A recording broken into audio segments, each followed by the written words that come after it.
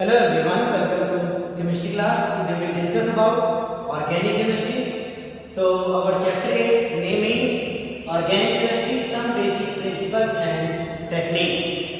So in this chapter we will discuss about the basic concept of organic chemistry.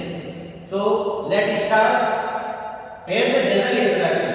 So how can we understand this is our inorganic and organic compound? So firstly, Wöhler is the scientist name, synthesized an organic compound that means urea from an inorganic compound ammonium cyanide. तो बच्चों हमारे पास ammonium साइनेट आपके पास है inorganic compound है और urea आपके पास है organic.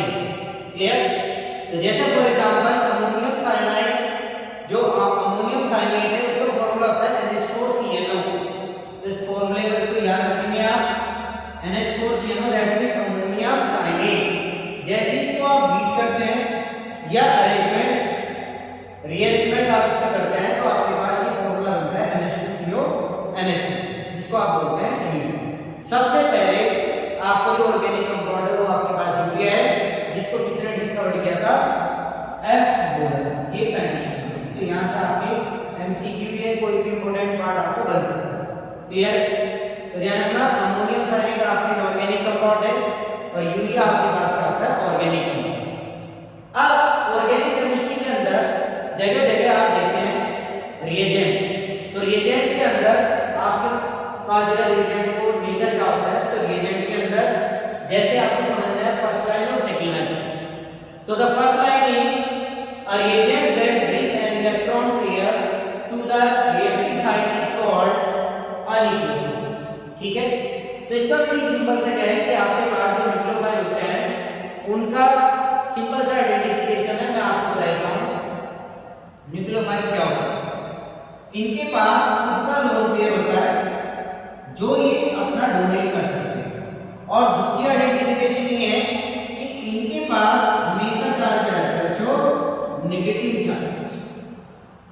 और आप नेगेटिव चार्ज वाला स्ट्रॉन्ग ना करें, बेसिकली आपको क्या याद रखना है जिनके पास लोन पेयर होगा वो लोन पेयर को डोनेट कर सकते हैं।